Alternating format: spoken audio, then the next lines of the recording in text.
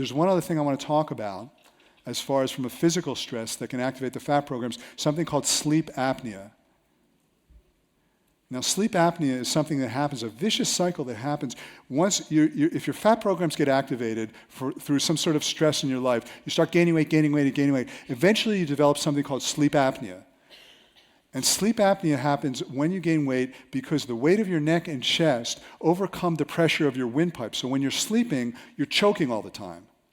At my heaviest, I had a 50 centimeter neck, or 22 inches. Wherever I was laying, I was choking all the time. And when you're choking all the time, you don't know it, but you're not getting into a deep enough sleep. And that does a couple of things. One, you're tired all the time. I was exhausted night and day. Like when I was at a red light, the only way I knew that it was time that it was a green light was I'd get a beep from someone behind me because I'd be asleep. I'd be in meetings falling asleep when I was the one talking. I was a walking zombie. I was tired all the time. When you're tired all the time, you don't have any energy to exercise. You have no energy to take care of your life, to make a good living and have great relationships with people. You have no energy for that. Forget about that. And you're craving junk food all the time because it's the only way to get energy. You know how you feel when you've been traveling for 3 days and you haven't slept? You need junk food all the time just to keep going. And the worst part of it is it elevates your cortisol levels. And elevated cortisol levels is what happens when you're starving in a famine. Elevated cortisol levels activate your fat programs. If you give a mouse cortisol over a 2-year period, he'll grow to 3 times his size. If you give a doctor who tells you to eat less cortisol, guess what? He ain't going to be eating less. He's going to be gaining weight for as long as he's taking the cortisol. Cortisol causes your body to activate the fat programs because it tricks you into thinking you're in a famine. It's a trigger. So already you've got some sort of stress that's activating your fat programs that causes you to gain weight to the point that you get sleep apnea. The whole thing goes on to it takes a new level. Now your body really wants to be fat, craving junk food, you're exhausted all the time. It's a vicious cycle. At my heaviest, I had the worst case of sleep apnea that the sleep study technicians, when they studied me, had ever seen. And I used to, and the way one of the ways you know you have sleep apnea is if you snore a lot and then you stop snoring. And I used to snore like nobody snored. I remember one time I was in a plane. I was in the back of the plane, and I must have fallen asleep.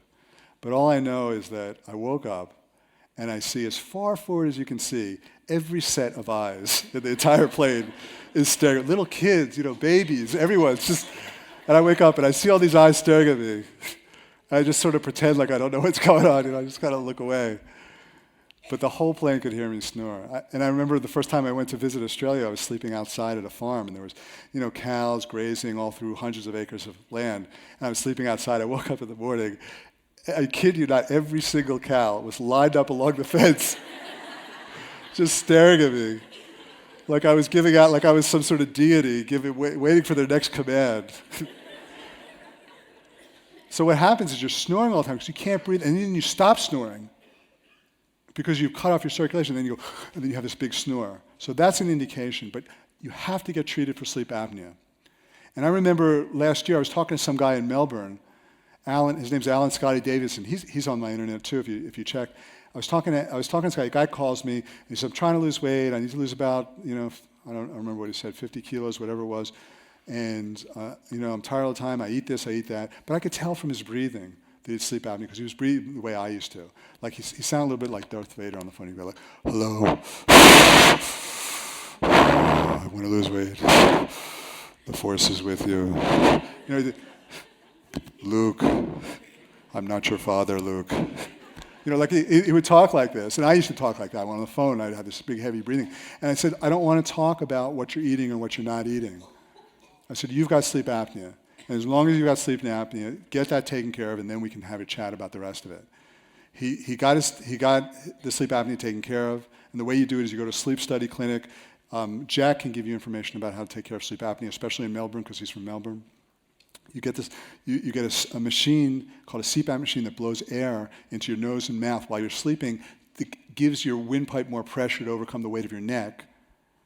And so he did this, and he called me 2 weeks later. He said he had lost 13 kilos in 13 days, which is unheard of. And I'm not recommending that or suggesting that that's what happens all the time, but it did happen. because that was his issue. And he went on to lose 40 kilos over 4 months, pretty much effortlessly. And he's on the website. But that was his issue. The whole point is you have to nail the issue, whether it's from chronic dieting, nutritional famine, toxins, artificial ingredients, sleep apnea, dehydration, drink lots of water. Whatever it is, you have to address the issue. But more important than any of these things that we're talking about, and in my experience, for 80% of all people that have chronic weight issues, it's mental and emotional stress.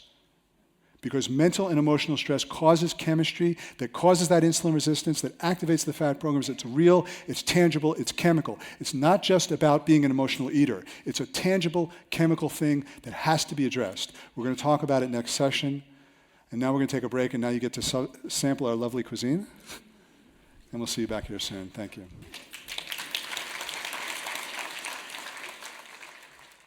Today's seminar was fantastic, actually. There was a lot of questions raised that aren't addressed in the book, so it really helped, I suppose, cement it a little bit more in my head and how to deal with it moving forward, like actually put the principles in practice. So I thought it was really, really good.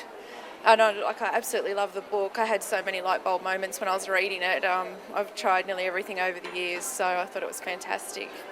Finally, after 30 years, I have a normal relationship with food again. I can look at it and say it's only food, I don't need it. I am happier in my life, in my thinking, in my relationship, at my work, and that's because of John, the meditation that he does, and it makes me feel much more happier.